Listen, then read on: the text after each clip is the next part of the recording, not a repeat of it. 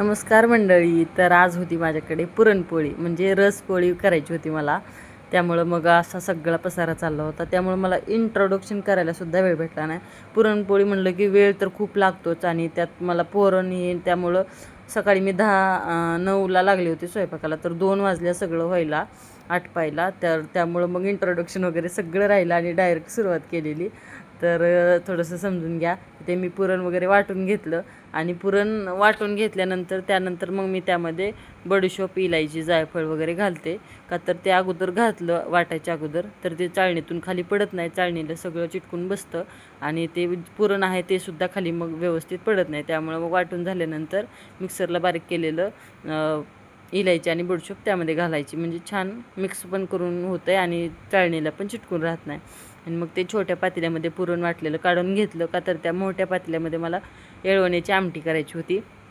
पुरणपोळी म्हणलं की येळवण्याची आमटी ही असतेच आणि त्याच्याशिवाय काही मजा नाही. तर त्यामुळे थोडीशी झणझणीत आणि छान अशी येळवण्याची आमटी बनवून घेतली. तर ती तिथे काढून ठेवलं होतं सगळं आणि जरा जास्तच पसारा झाला होता सगळा. त्यामुळं अगोदर म्हणलं पसारा आवरून घेते. तळण वगैरे तळून झालं होतं. येळवण्याची पण आमटीची पण तयारी सगळी करून ठेवली होती. पण कढीपत्ता शेतातून यायला होता ताजा फ्रेश, त्यामुळं मग थोडंसं थांबले होते फोडणी देण्यासाठी. तर बाकीची सगळी तयारी करून ठेवली होती मी.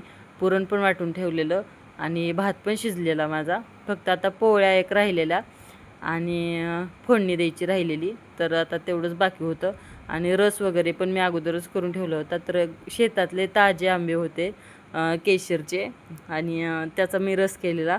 तर आत्ता सीझन आहे म्हटलं एकदा पुरणपोळी होऊनच जाऊ दे. का तर एकदा आता एवढं 1 महिनाभर मेमध्ये चालेल, अजून खूप झालं तेच. आणि त्यानंतर मग पुढच्या वर्षी डायरेक्ट आंबा भेटतो. मग म्हणलं आवर्जून रसपोळी करावी. मला तसं पुरणपोळीचा स्वयंपाक करायलाही खूप आवडतो आणि एवढी खायला नाही आवडत, पण मला बनवायला फार आवडते. मी एक पोळी एकच टाईम खाते आणि मला परत खायला पण नाही आवडत.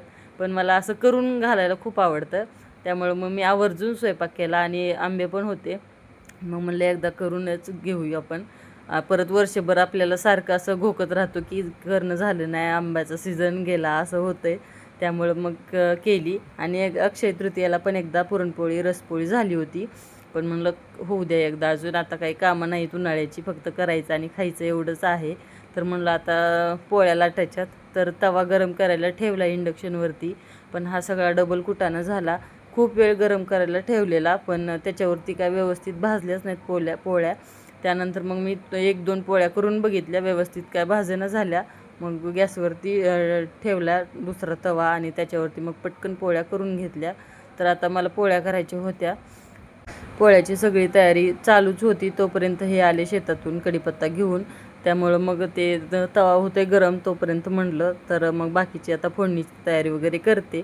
तर इथे बघा मी आंब्याचा रस करून ठेवलेला फ्रीजमध्ये एकदम थंड होते, छान लागतो एकदम पोळीसोबत गरम गरम पोळी आणि थंडगार रस.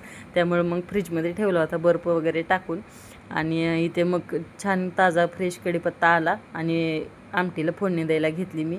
तर छोटी पळी आहे, त्याने 3 पळ्या तेल टाकलं येळवण्याच्या आमटीला. तर थोडंसं तेल असलं आणि छान अशी तरी येते, त्यामुळं थोडंसं 3-4 पळ्या तेल टाकायचं. मी येळवण्याच्या आमटीला काय काय टाकते ते थोडक्यात सांगते तुम्हाला. तर भरपूर सारं लसूण, अद्रक आणि कोथिंबीर घालायची फोडणीला.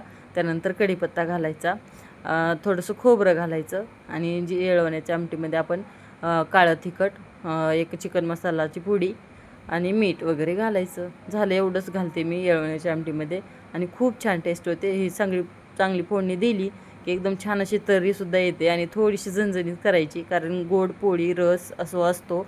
त्यामुळं मग येळवण्याची आमटी थोडीशी झणझणीत करायची. एकदम छान झाली होती आणि नेहमीच्या वेळेस पण मी अशी थोडीशी माझी झणझणीतच असते येळवण्याची आमटी.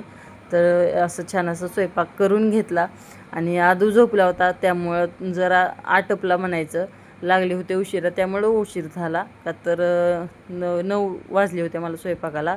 चहा वगैरे सगळं बाकीचं करण्याच्या याच्यामध्ये वेळ झालेला थोडासा आणि छान अशी फोडणी देऊन घेतली आता आणि आता करणार आहे पोळ्या.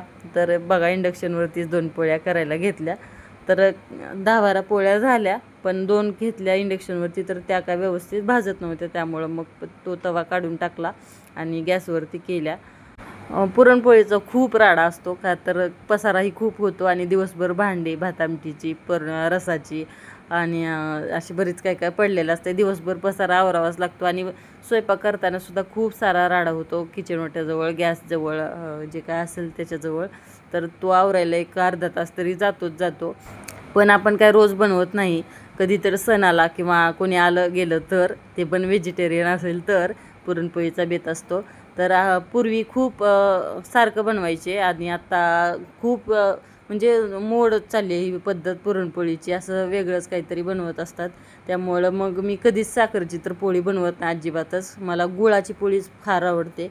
त्यामुळं माझ्याकडे तरी कधीच साखरेची पोळी बनत नाही. आपण एरवी चहामध्ये असं कशामध्येही साखर रोज असतेच. मग या दिवशी तरी मला वाटतं की गुळाचं काहीतरी खावं. त्यामुळं मग मी गुळाची पोळी बनवत असते. तर तुम्ही कशाची पोळी बनवता? तुम्हाला आवडते का गुळाची? ते मला सांगा कमेंट करून. आणि माझ्याकडे तर गुळाचीच असते. एकदम छान असा केशर आंब्याचा रस, गरम गरम पोळी, थंडगार रस, भात आमटी आणि थोडंसं कुरडई पापडी वगैरे तळलेलं. तर असा आजचा आमचा बेत होता. तर छान असं स्वयंपाक करून घेतला सगळ्यांनी. छान म्हणजे स्वयंपाक करत होते तोपर्यंतच यांनी जेवण वगैरे करून घेतलं. का तर यांचा होता सोमवार. त्यामुळं मी खरं तर खास यांच्यासाठी सोमवार होता आणि म्हटलं सोमवार सोडायला यांच्यासाठी छान असा बेत होईल. त्यामुळं मग मी आवर्जून हा घाट घातला होता आणि खूप छान आवडला त्यांनासुद्धा. त्यामुळे त्यांनीसुद्धा आनंदाने स्वयंपाक केलेला खाल्ला. तर एका बायकोला काय हवं असतं अजून की आपण केलेला कोणताही पदार्थ असो नवऱ्याने आवडीने खावा आणि छान कौतुक करावं. त्यापेक्षा वेगळा आनंद नाही कशात. त्यामुळं मग मला तर फार बरं वाटलं की मी हा घाट घातला. एवढा मला वेळ गेला, दुपार झाली.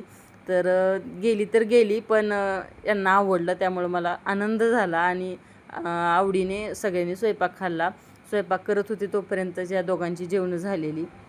मग स्वयंपाक वगैरे करून घेतला, मी जेवण करून घेतलं आणि बाकीचं मग कामं आटपून घेतली.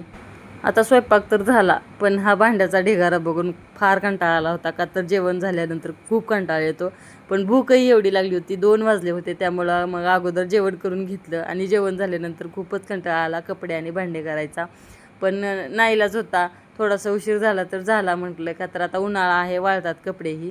मग भांडे घासून घेतले, त्यानंतर कपडे धुतले आणि कधीही मी अगोदर भांडेच घासते आणि जागाही होते कपड्याला आणि छान असं क्लीनही होतं आहे कपडे धुतल्यानंतर सगळं तिथलं पॅसेज. त्यामुळे मग अगोदर भांडी घासते आणि त्यानंतर कपडे धुते. तर अशी होती माझी आजची कामे. आणि कसा वाटला तुम्हाला छोटासा ब्लॉग मला कमेंट करून सांगा. आवडला असेल तर लाईक करा आणि तुम्हीसुद्धा आंबे आहेत तोपर्यंत एकदा आमरस करून खा, आनंद घ्या आंब्याचा.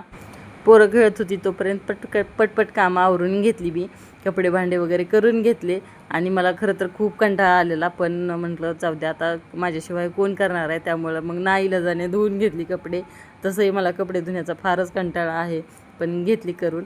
तर चला आपण भेटूया पुढच्या एका छान व्हिडिओसोबत. तोपर्यंत बाय.